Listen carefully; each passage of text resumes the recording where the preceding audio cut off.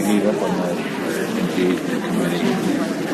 Oh, you're still engaged? Oh, I'm engaged. It's just that we're the committee. Well, you didn't push that.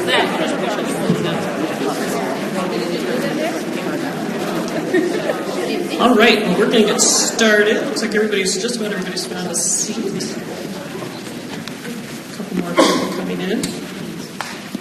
I want to thank everybody for coming out tonight. I know there's always lots going on every week in Fairbanks. So I appreciate those of you who chose to spend time with us this evening and to talk about this very exciting initiative, Personalized Learning. If you haven't met me or if I haven't had a chance to talk with you, hopefully I will be able to at some point tonight. I'm the superintendent, Karen Gaboric, and I have a very short piece to share, and then we have lots of other things to share with you tonight. I just want to acknowledge that we have some really key teacher leaders in the room. So, and the reason I want to start with them is because they chose to spend so much time with us this week. It was just amazing. So we have Tim Parker, NEA Alaska president, and I invited him. Anyway, please come around with us. He has much bigger fish to fry in Juneau right now, and I really appreciate him spending the week with us. And it's been wonderful. He traveled with the teams. Every single piece of what we did this week, Tim was there. And he's not even on our Personalized Learning Council, which is his large district-wide group, but he joined us today, so it was very nice. And then Sandy Ryan, incoming FEA president-elect. So, same thing. She's got ice packs on her knee. I'm feeling a little guilty about that. But again, every single event that we did this week, from the school visits to the very last meeting we had today, she was there. And so, and in recovery from a major knee replacement surgery. So thank you. Yeah. So, okay. So I'm gonna start. Just give a little bit of background info.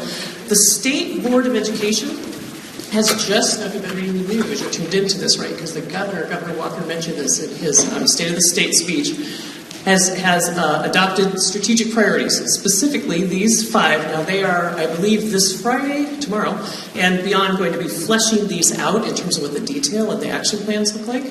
But amplify student learning, inspire community ownership of educational excellence, modernize the education system, ensure excellent educators, and promote safety and well-being. I got online today because I heard the commissioner had posted his message around this, and so the governor is calling it the Alaska Challenge. So I listened to the commissioner, and for 3 minutes, 3 minutes and 57 seconds, I think, he talked about his and the governor's plan to reform the entire education system in Alaska. So this is big stuff. What gives me such pride and pleasure is that our Fairbanks School Board is ahead of the curve on this. So the school board we're coming up on the second year, almost 2 years ago now, they crafted the Fairbanks North Borough School District Strategic Plan. And I just want to read a couple things to you. I've worked in this district a long time. This is my 22nd year, actually. I don't know if that qualifies for a long time, but quite a bit of time. And my story is, I was the team leader at North Pole Middle for the strategic planning that happened at the time. And we spent days and weeks at retreats and offsites and the whole bit building the district strategic plan. And even as the team leader, when I was done, there was a beautiful binder that was like this thick, and it went on the shelf. I never looked at it again. I couldn't tell you what was in that thing. This strategic plan has been real. This school board is providing leadership from this document. They're making program decisions. They're making budget decisions. The initiatives that are captured in it, we've been moving forward on over the past 2 years. And the vision statement is just so telling, and you often just blow by vision statements and strategic plans because, especially with school districts, they all start to sound exactly the same after a while. But there are some phrases in here that are key. We envision learning without boundaries. And so think from micro to macro what that means. Where every student achieves his or her path to academic and career success. Learning will be driven by student need through flexible and adaptive options. So, really key phrases in there. And then, when you look at the school board's strategic goals, personalized learning is the very first goal, and they have initiatives listed under that goal. And then you can see the others as well. Technology integration is their 5th goal. So, these are big ideas. There is absolutely leadership from the very top level from the school board around specifically personalized learning. I grabbed a little bit of data just because this is an important piece. In February coming up, the school board is going to do a refresh on this strategic plan. So we've been looking at some of the original community, staff, student data that was collected prior to them building that. 60% of the students who responded to that original strategic plan survey agreed that personalized learning would be meaningful for them and enhance their education. Student ideas, when they were solicited in that survey, about how to improve education for them included integration of an individual, more personalized approach to learning. And that's straight from the mouths of kids. So, as superintendent, then what you get tasked with is to implement the board strategic plan. And part of that in every single school district is focusing on student achievement. We always, have to, address student achievement. The focus has been, though, achievement for every single student in our district. And that, over the years, has been articulated as closing the achievement gaps and some of those things that, these phrases you've become familiar with. So my job has been to put the structure in place. In October, I rolled out my plan for improving student achievement in the district, and it included system-wide implementation of personalized learning. And we talked about engaging education elements to help us facilitate this process. So one thing you'll see tonight is that Education Elements, the company that we're contracting with, is not handing us a canned anything. Because if you think about it, canned and personalized are completely opposite concepts. They are facilitating a process for us. And what happened this week was the handoff from me and, from the school board to me to the teachers in the first wave of this process. So we just spent 3 days with elementary schools. The teams did school visits. They talked individually with teachers. They talked with the personalized learning team that has been established at each elementary school, and then other teachers, and just talked about where teachers are at in terms of their readiness around some of these concepts, some of these ideas, technology, infrastructure, devices, all of those sorts of things. Then we brought the school teams in cohorts, and they did training. And throughout every single day, and I sat in on many pieces of those, the level of anxiety, you could just feel the level of anxiety in the room go down because, again, now they are engaged in that work. It's like, oh, okay, now we see what we're doing. And Elements built the foundation. They started the work to build the foundation with us this week. And I just heard, again, different teachers, different examples saying, oh, I can see this with me, I can see this in my classroom, and I got a text today, and it was a picture. It was like this principal was very excited, and she said, oh my God, this teacher's already starting. And it was so that it's this wonderful map on a whiteboard, and it's how many persuasive arguments have you found or come up with in your essay. And then the kids all self-assess where they're at, and then the next step, of course, is determining what they need to do next to reach the benchmark or outcome. And it was just it was one of the examples I was using at the training. It was fabulous. So exciting stuff. Let me get to my pages here stuck together. So when I think about my own story, I've been reflecting on this over the past couple of weeks. When I started teaching 22 years ago, it was before No Child Left Behind hit. And I was so excited and inspired, as you are, as a new teacher. And I remember at the time it was a constructivist approach that was so exciting because kids build their learning with you, right? Kids are part of building their learning. And I came out of this era of math consortiums and the writing consortium. I had read, the book in the middle was, on my desk. I set my classroom up as a writing workshop with multiple groups. I had collaboration, I had individual conferencing with kids, I had kids working individually, and I was excited and I was creative with my teaching. And then No Child Left Behind came along. And so for those of you who lived that transition, I thought about it, I thought, it killed it. It really killed it. And we have to remember that many of our teachers have had all they've known is No Child Left Behind. They didn't have that experience I had.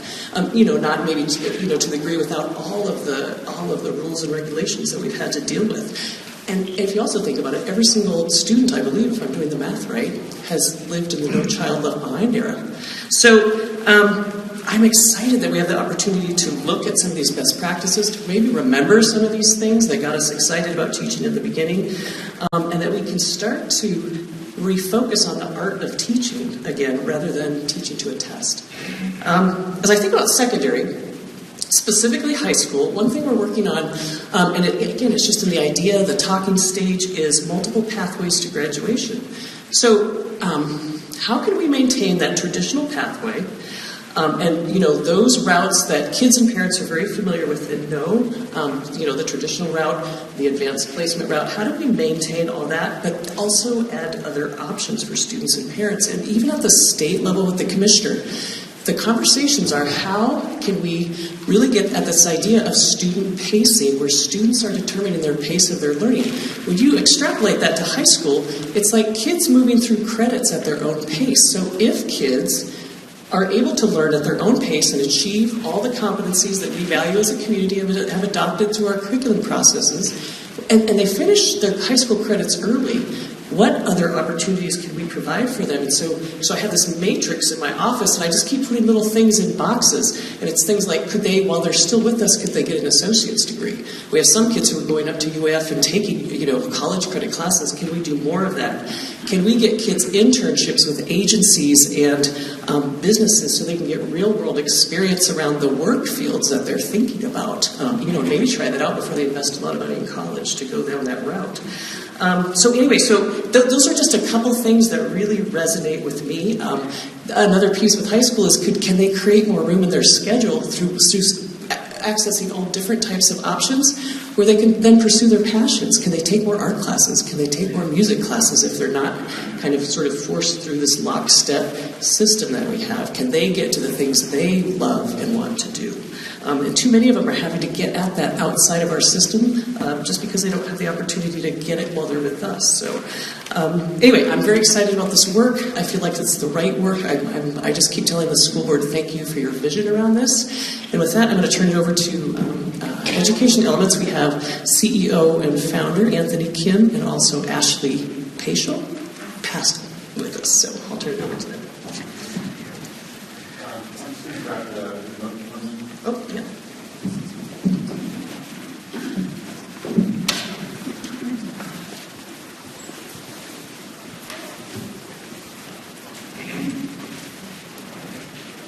Hey there, everyone. Thanks for joining us today. And first thing I wanted to say was I really appreciate your time here, because I know that we've come from, I guess we're called the lower 48, but we've come here and appreciate the days that we've been welcomed here. We spent a lot of time with your board members, answered a lot of questions yesterday, and I felt like we had not only learned a lot about the schools and the great quality work that's been going on at the schools here, but also got to learn a lot about the community over the last few days. And I think one of the most important things, and the reason I really wanted to do these activities in the evening with the board and you guys, is because I know that relationships are so critical in this work, and that's how the work happens. And even when we're not here, when we're not on site, we want the work to continue to happen, and for you guys to be excited about the work. And so every time we come back, how we learn and how we evolve together just gets better and better as we bring more information to you guys. Whoops, what happened? Let's see. There you go. So, I'm going to spend a little bit of time just explaining what Education Elements is, and then I'm going to talk to you a little bit about why we think personalized learning is so important in today's world. We work with districts all across the country. The company's been around for 5 years, or 6 years. I founded it in 2010. It started with a single idea with a guy named Michael Horn, who wrote this book called Disrupting Class out of Harvard with Clayton Christensen, and I was given a school in LAUSD in South Central Los Angeles, 98% free and reduced lunch, 30 kids in a classroom in an elementary school. And we were given the task to figure out how to create better student outcomes in this school. And we decided that 30 kids with whole group instruction is just hard, right? And we said, there's a lot of data that shows that if we could get them into groups of 10 or less, we could actually get better results. And if we could use data to drive differentiation, we could get better results. These are kind of beliefs that we kind of thought about, right? And so what we did was we created the station model of 10 kids rotating every 30 minutes. And we were able to take kids that were at 9% proficient in reading and math to 98% proficient in reading and math in 1 year. And kindergarten kids doing third grade math by January. And I actually had a debate with the principal talking about what we should do with kindergarten kids doing third grade math, whether they should go into projects or whether they should be doing fourth grade math. And we decided that we're going to put them in projects because the concepts of fourth grade math are just very different. In 3 years, that school became the 8th best ranked elementary school in the state of California. And as a result, I got a lot of calls, and that's how the company was kind of formed. So over time, we've worked with districts all over the country of varying sizes and varying regions, right? Some are urban districts, some are rural districts. And through this work, we've learned quite a bit about what works and what doesn't. But what we found is that a lot of this has to do with the people that we work with and the change in mindset and the shifts in culture and helping them understand what the needs of the kids of the future are. And so those are the types of things that we're going to talk to you about today. In addition to that, we continue to see humongous growth in the schools that we work with that are doing this consistently year over year. And they're just, some districts might start with 10 schools and go to 20 schools the second year or 30 schools. Other districts might do the whole district all at once. Every district has a slightly different approach. And at Fairbanks, we worked a bit with the district administration, thinking about the community, how to create equitable access to all students, and started to plan out a roadmap early on with the board to think about why we wanted to launch the schools the way we decided to launch. And I'll talk about that in a little bit. There's some quotes up here. I'll give you a minute to read while I continue to talk. But part of our philosophy in how we work with districts is for us to have 1 foot in the district, bringing new information to you, and 1 foot out in the market, understanding what's going on across the country so that we could bring best practices and ideas to you so that you could figure out what solutions you need to serve the communities that you serve, right, and meet the needs of the students that you have. And just a couple photos of our team. A couple of folks are here. Ashley's here. Marcus is over there. Daniel's back there. And we'll have a chance to break out with those folks individually in a bit. So I'm going to go into why PL matters. If my arm starts to drop, let me know. Just wave me down over there. Oops, I got to switch.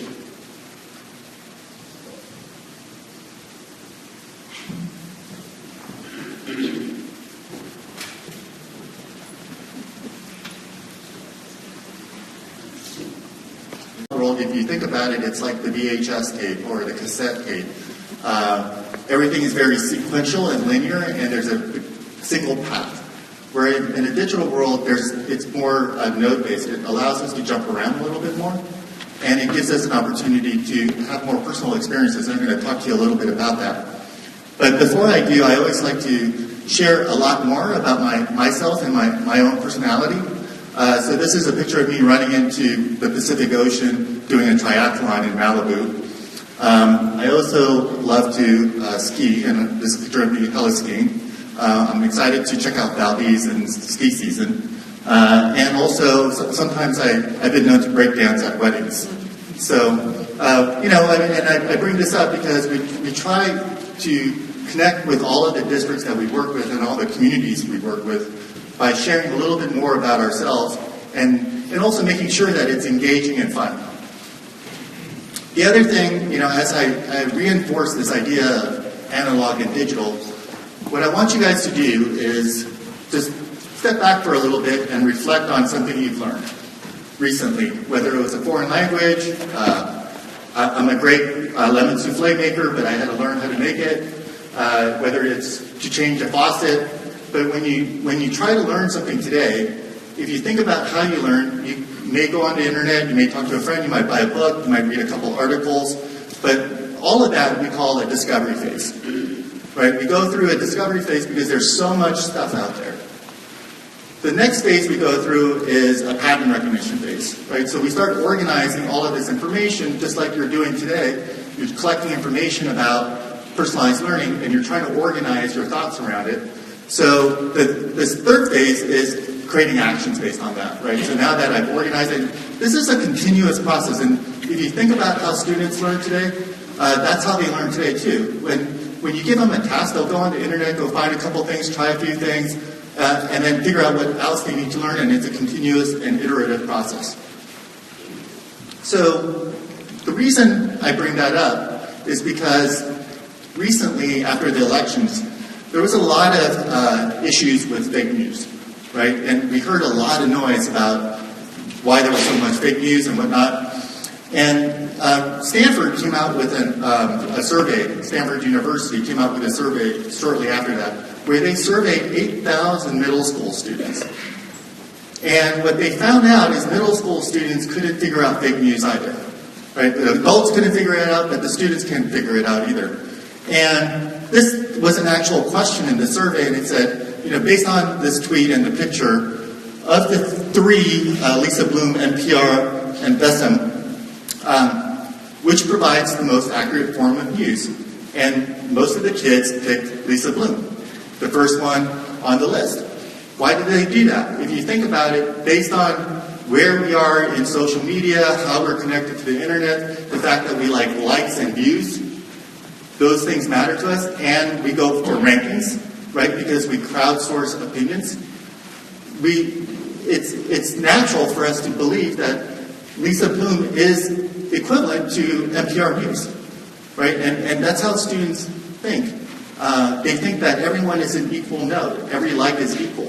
And it doesn't matter if your parents like it, or if your friends like it, or someone you don't know likes it. It's a like. So I'm going to step back a little bit and give you another piece of, my story. This is a mixtape. Some of you may or may not know of it. There's some youngsters here. This is like a history lesson. So a mixtape is this like antique thing.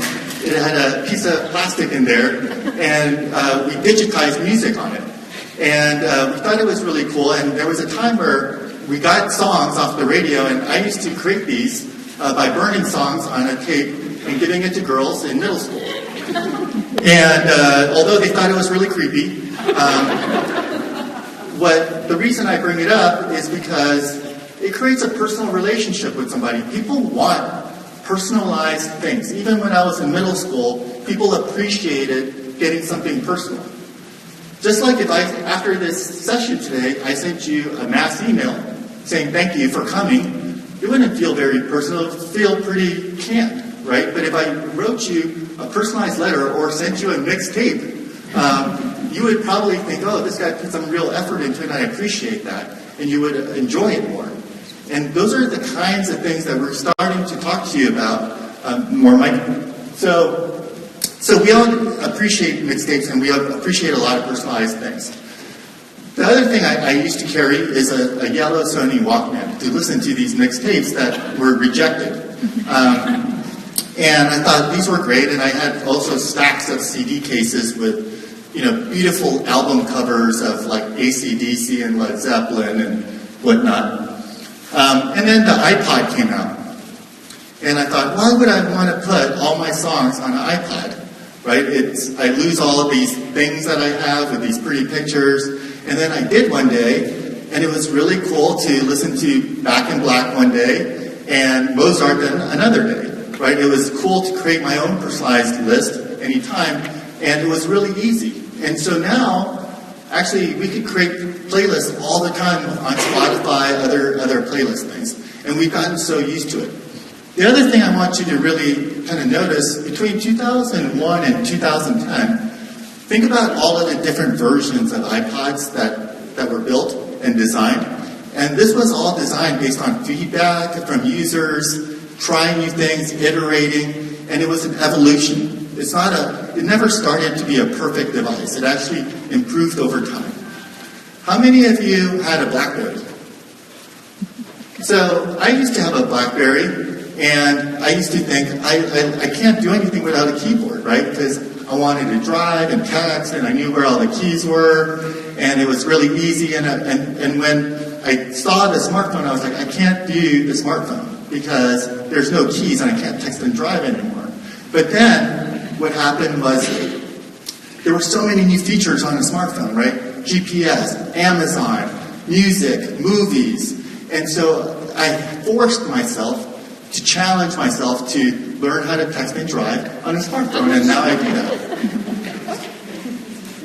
So I'm still in discovery mode for you guys right now, just to explain all of the things that have happened to us. So this is something that is going to happen to us, which is the types of jobs that are going to be available. And I'm just going to talk to you a little bit about that because this really matters in education. The first thing is there's this whole economy that's being built called the gig economy. And what the gig economy means is, I'm from San Francisco, as you guys know, and Uber was formed in San Francisco. And it turns out that Uber employs 1.5 million drivers. That's a lot of drivers. And each one of those drivers are self-employed in a way, right? And it turns out that young people, millennials and above, like to be self-employed because they don't want to clock in and clock out. They grew up in a world where they were born digital, and so they don't understand why you have to be at a place at a certain time when you could do everything online.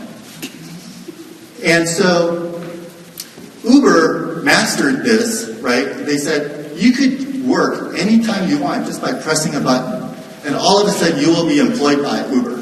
The minute you turn off the button, you're no longer employed by Uber. And so it created this mass workforce of kids that just graduated from high school to people that have retired out of industry to become an Uber driver because they wanted flexibility. And this is a significant workforce right now. There's 3.5 million people that work in the transportation industry, and that's an industry where there's going to be self-driving cars and trucks in less than 10 years. Right? So if you think about this kind of workforce versus the one we understood, right, when I was looking for a job, I'm a Generation Xer, I'm 46 years old. When I was looking for a job, if I lived in Fairbanks, the way I found a job in San Francisco is I went to the paper, I went to the library, I found a copy of the paper for San Francisco. It was 2 weeks old, so I already lost some opportunity, right? I wrote my resume on a Smith Corona typewriter, and then I mailed it in snail mail. And hopefully in 6 weeks, someone responded with a canned message saying that they received my resume. And if I wanted to apply for a different job in New York, I had to go through the same thing. So the likelihood of me kind of being flighty between careers was very low. What I wanted to do was be stable. So I would try to identify, well, I'm going to work at IBM, I'm going to start in the mailroom, I'm going to work my way up to a cubicle, I'm going to get a corner office, and someday I'm going to be a manager. And that might take me 15 years. Today, we don't think that way. And actually, it turns out kids don't think that way either.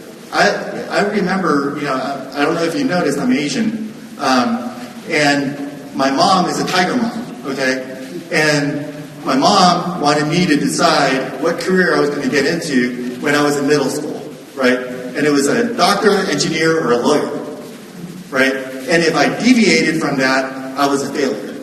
And I was told that, and I felt a lot of stress, thinking that if I changed majors in college, I was a failure.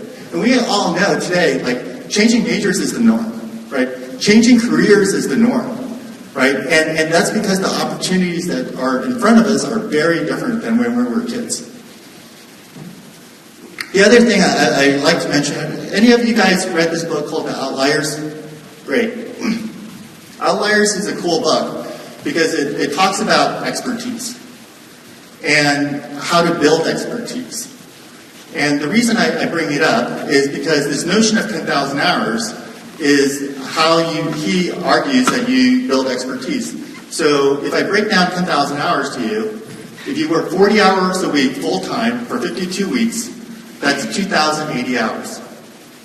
If you work for 5 years, that's 10,000 hours. So basically he's saying if you do something as your professional job, your full-time job, for 5 years, you become an expert.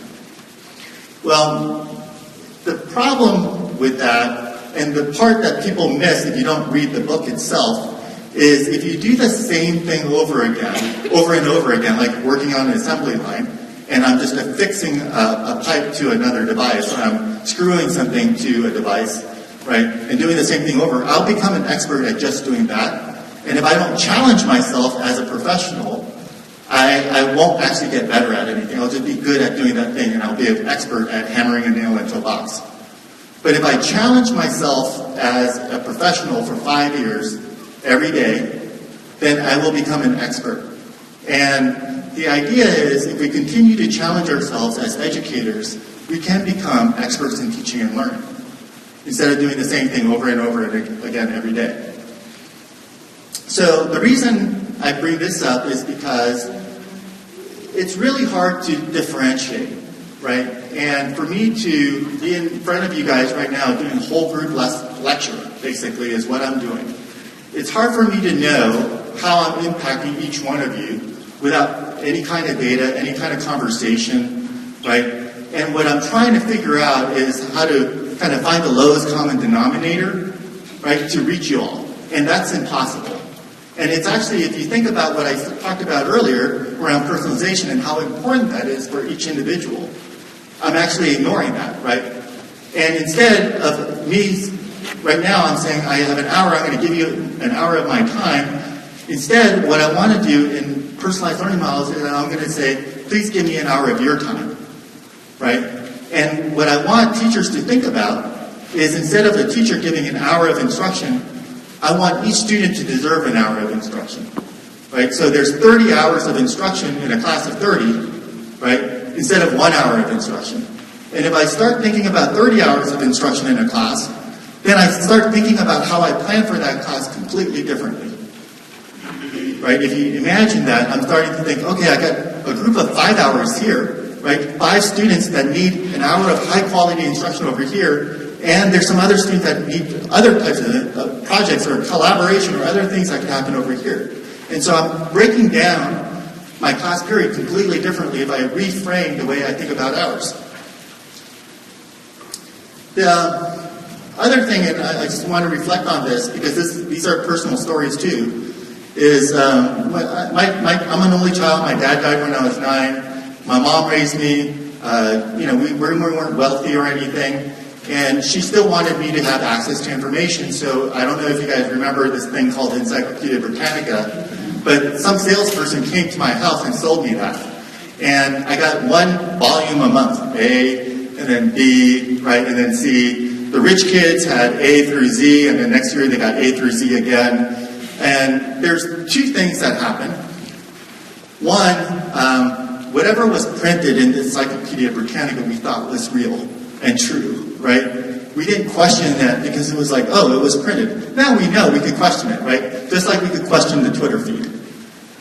So whether you're questioning a printed textbook or the internet, you still have to be able to discern the difference between truth and false. And it's just, now we have more truths to discern. We have more information to discern. The other piece of this that has changed the way we think about education is, we used to think that kids who could recall information, like what's the top left element on a periodic table? Well, if I asked you that right now, you would just pull out your phones and look it up. That's hydrogen. Right? Someone knows because you're probably a chemist. So that's a great point, because if you're in a profession, it's important for you to be able to recall, because that's how you could do your work.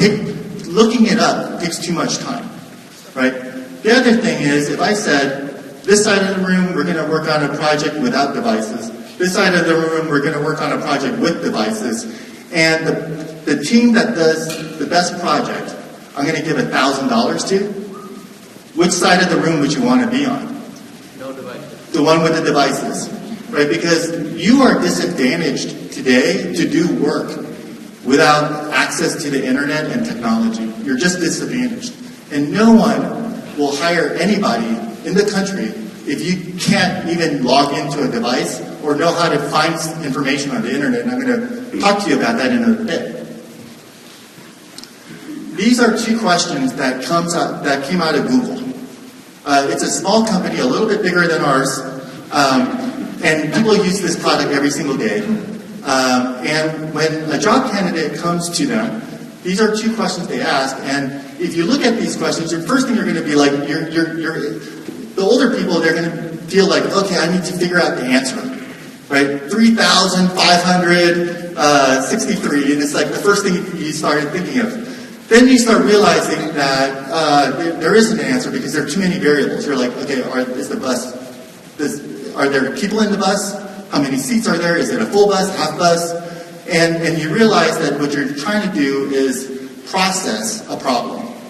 And this is what they're looking for. They're looking for your ability on the spot to get new information and new problems and to be able to solve them on the spot with a logic model and to be able to communicate that logic in a way that other people can understand. And that's what we start calling collaboration and problem solving. This is actual data from companies and colleges. There were 25 different skills that were surveyed, and these were the top 3 skills that every employer was looking for. And I'm gonna rattle them off to you. The first one was the ability to work in teams. The second one is to problem solve. And the third one is to prioritize work. And I want to pause there for a second because as we think about school systems and how we prepare kids for college and career, think about how often we create those opportunities for kids in high school. And we can't just expect high schools to take that load, right? Because it's hard enough already to transfer all of this knowledge and information to them, right? And you don't build collaboration skills overnight. So that's why I believe that in order to change systems and the way we think about education and to better prepare kids for college and career in a future that we cannot predict, we have to start from elementary and start to build collaboration skills and teamworking skills from the elementary school level. And the reason it's so important is because of this diagram here. And whether it's the first year as kindergarten or the first year as 6th grade, what happens is when a teacher receives a new batch of kids, there is grouping that happens naturally, right? High, medium, and low. I don't know what the size is, but there is grouping, right? And as instruction takes place over the course of a year, the disparity gets bigger and bigger and more diffused. And I know this because I look at data of classrooms and look at their scores, and I can see more and more dispersed groups and more disparity. And as those kids continue to go through the system, the disparity gets worse and worse. And that's why nationally we still have problems in literacy because 9th graders are reading at 3rd grade levels in some cases. 9th graders are reading at 6th grade level. And where we thought that students couldn't do math, they actually couldn't even read the problems that they were asked to do in 9th grade because the materials were level set for a 9th grade reading level. And this just happened. I'm not trying to say this happens here. It's just these are experiences that we've been exposed to by working with schools across the country. The other thing, and this gets a little bit more technical, but I did want to show that there's research behind this. And John Hattie is a famous educator and researcher. And this comes out of visible learning. And the 0.4 from statistics just talks about, 0.4 is what he measures as 1 year's worth of gain. And what he believes is, based on his data, that you could achieve 1 year's worth of gain with a highly effective teacher. A highly effective teacher.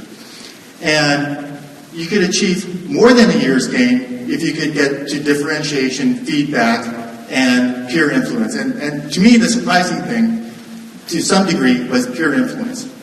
The fact that students can achieve almost 2 years' worth of gain by working together was a little bit surprising to me based on the data, right? So now if you start thinking about this achievement gap we have in schools all across the country, and you're trying to get that 9th grader from a 3rd grade reading level, you need to maximize the instructional time. And so if I were going to try to solve problems, and I knew this achievement gap, and I needed to make sure that this kid in 4 years got to at least grade level in reading, I would start employing some of these other skill strategies to make sure that they were gaining more than a year's worth of learning in 1 year. And the only reason I show this slide is just to demonstrate that for you guys. So the other way I want to explain this a little bit, and these are all patterns that I'm going to, we passed the discovery phase and we're in patterns, is to talk about this volume of learning model that I created. And I'm just going to break it down for you real quick. The x-axis is breadth of learning, which, whether it's proficient to above proficient, below grade level to above grade level, that's one way of looking at it. The y-axis is depth. And I'm using Bloom's taxonomy here, but basically it goes from remembering and understanding to creating. And the z-axis is dependent on an adult to self-directed. So I know how to learn and I could learn on my own. All of the stuff that I explained to you earlier and talked to you about with respect to what colleges and career want, talk about the bigger volume of learning. And what that means is this kind of box that gets created out in these areas. Make sense? Because what we want are people that are above grade level, that are evaluating and creating, solving problems of the world, and are self-directed. And I call that the big box. Many districts and initiatives across the country are spending a lot of time on what I call the small box of learning. And those are focusing on students below grade level, remembering and understanding, and being dependent on an adult. And as the superintendent mentioned, we were kind of forced into this small box with NCLB and high-stakes exams, right? And a focus on standardized testing. So what I'm proposing and what I want to help you guys solve in your community is I believe that every kid has a path through personalization to this big box. And we have to respect that path for each child. But we have to get each child to this big box. And we need to figure out for each school and each teacher how they're going to build skills to do that for every child. And that's the challenge that we have in front of us today for the next couple of years. These are common sense problems that every district struggles with. But why is it so hard to make this change if we know what the problem is? And this comes out of Harvard. And although school districts are educational organizations, it's very hard for school districts to be learning organizations. And I want to explain why that's so hard. The first reason is the fear of failure. We feel that the stakes are so high, and we have a lot of stakeholders, and we feel there was a lot of policies that made us feel very compliant. And so the way we dealt with this is by over-planning. And when we plan too much sometimes, and we spend too much time planning, we don't learn. And when we fail really big. And we've seen this over and over again across districts around the country. Kind of the most famous failure ever was the $1 billion iPad failure at LAUSD. Right? We all heard about that. So the fear of failure prevents us from becoming a learning organization. The second thing is insufficient reflection. Sometimes we get so focused on doing and working against the plan, we don't step back to make sure that we're doing the right things. Have we prioritized the right work? The third piece is the believing in the need to conform. And what that means is we always look for best practices in education and examples. And that's great to learn about those things. But it turns out some of those programs and initiatives are very different. The conditions they were successful in a neighboring district are just very different than the ones you have here. The people are different, the leadership, the stability, all the conditions that make the project successful are different here than at Fairbanks. And all we're saying is that you have to figure out what works for you guys. And we're here to help you figure that out. The last thing is inadequate frontline involvement. And the reason I thought it was so important for us to be in front of you all today is because this has to be designed for the community, the students, and the teachers that are on the front lines. And that feedback loop to the system and the feedback loop to inform planning in the future and how to support that is critical for the success of the project. So if you're an educator, and especially if you're an elementary school educator, you'd be familiar with this term, zone of proximal development.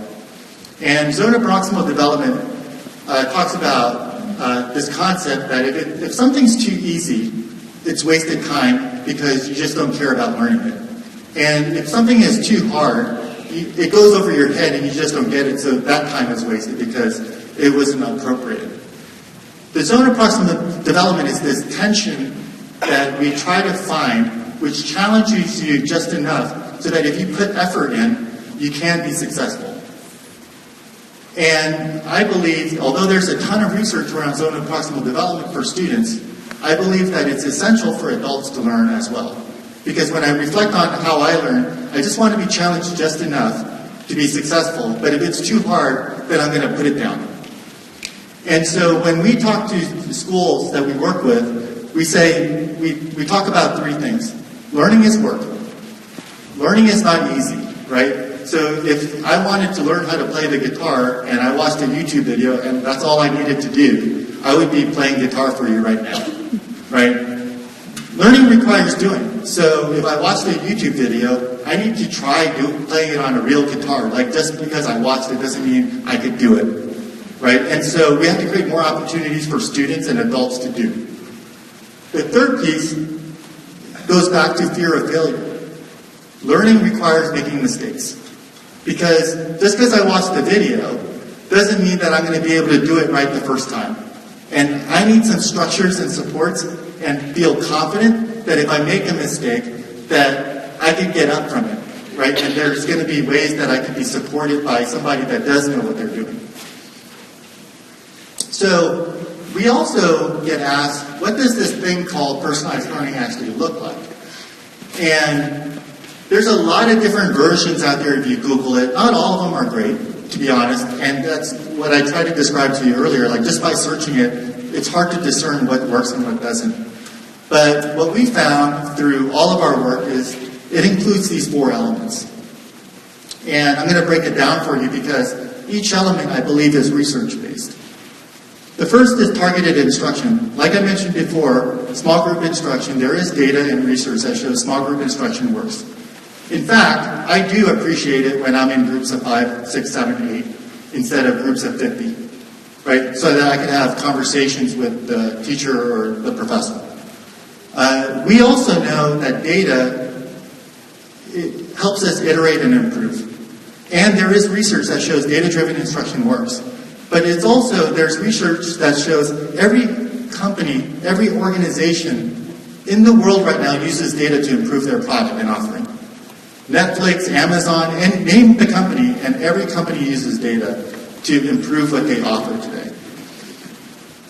Student ownership and reflection, we know that we need to develop students that are self-directed. They need some choice and voice. They need to know how to learn. They need to be able to set goals for themselves. Right? We can't tell them what to do all the time, and that's why that's important. The last piece is the part that most people think about in terms of personalized learning, and that's the integration of technology. And I just wanted to spend a little more time on this so that you understand where we're coming from. We don't believe that just putting kids in front of devices and computers is going to solve the problem. It's not going to educate kids. We do think that it can solve certain problems. Right?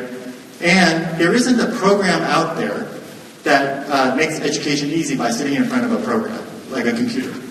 If there was that program, I would be sitting in front of it every day to learn how to learn new languages because I want to speak 5 languages. If it was that easy, I would just be sitting in front of those things.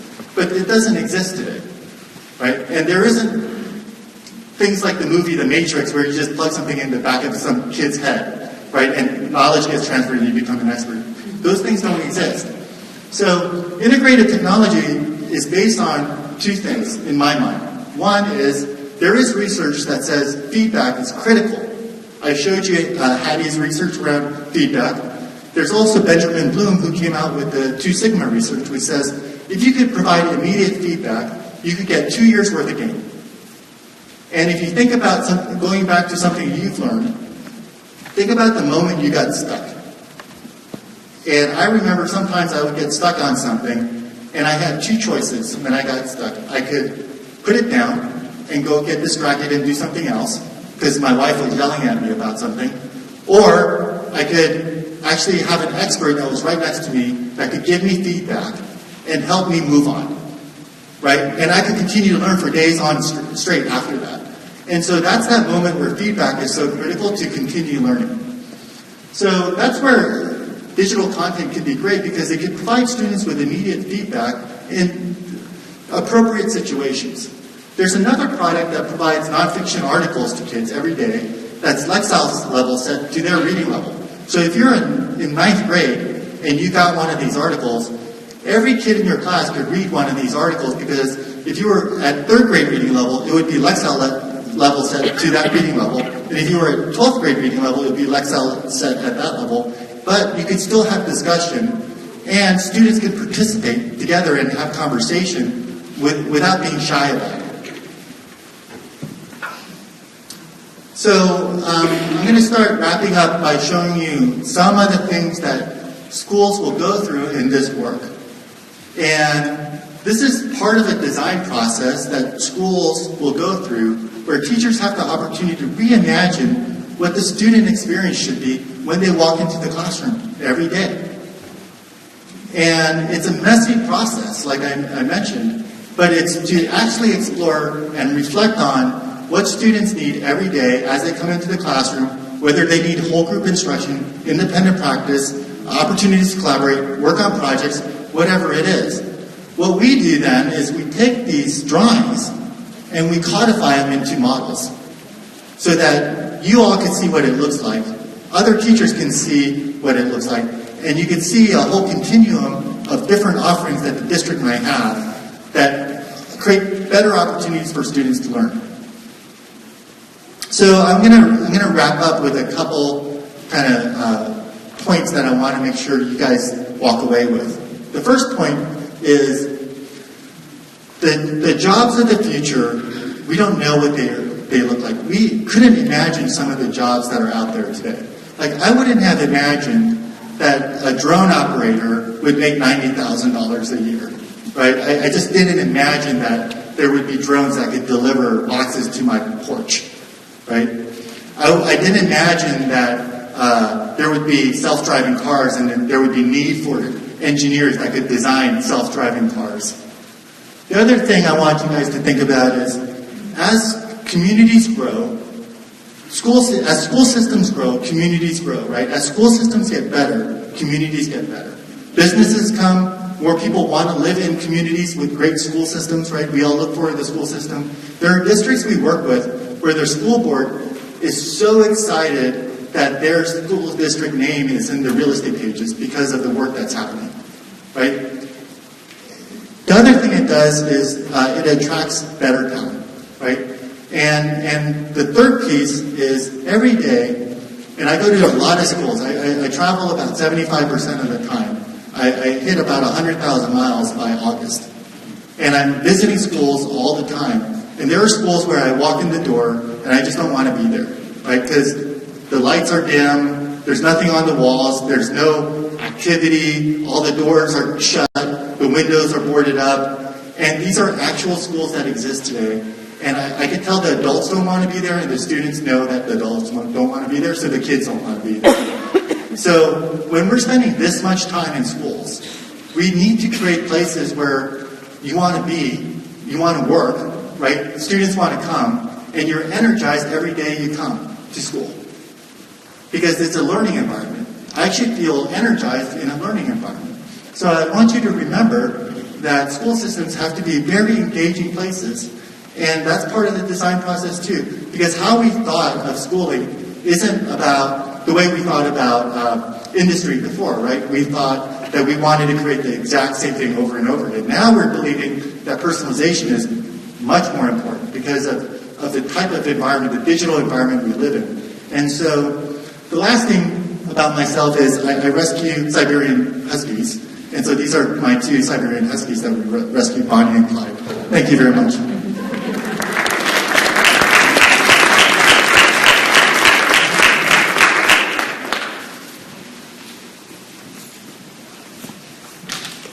All right.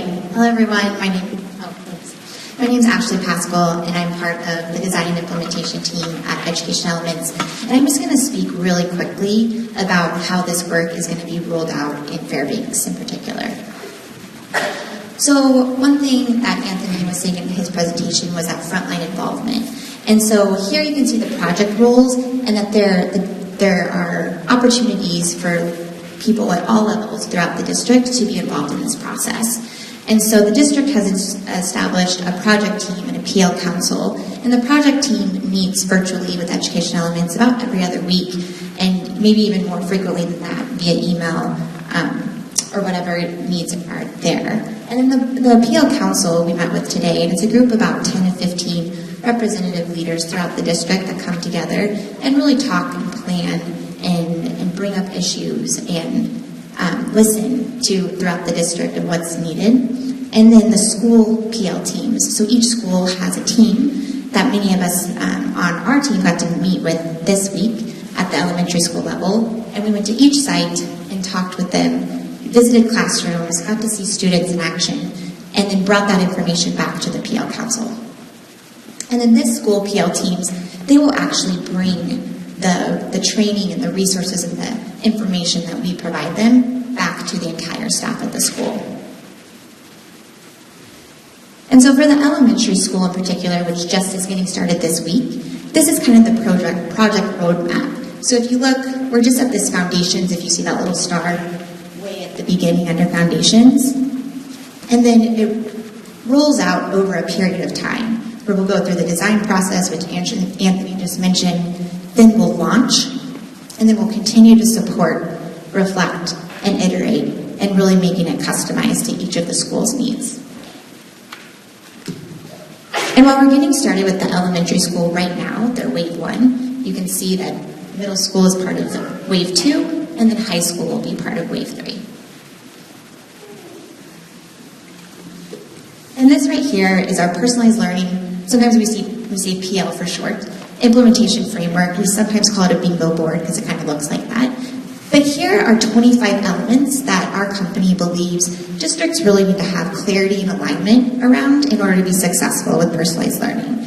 We don't think districts need to attack all of these at once. And instead, what we're doing this week, talking to the schools and the teachers, is really identifying the strengths and the weaknesses that we want to focus on to make this initiative successful. So back to Anthony's question, what is personalized learning? It's a question we get a lot. It's a term that's really buzzy and people have different images of what it could be. So here's one definition, I'll give you all a minute to read that, of what personalized learning is.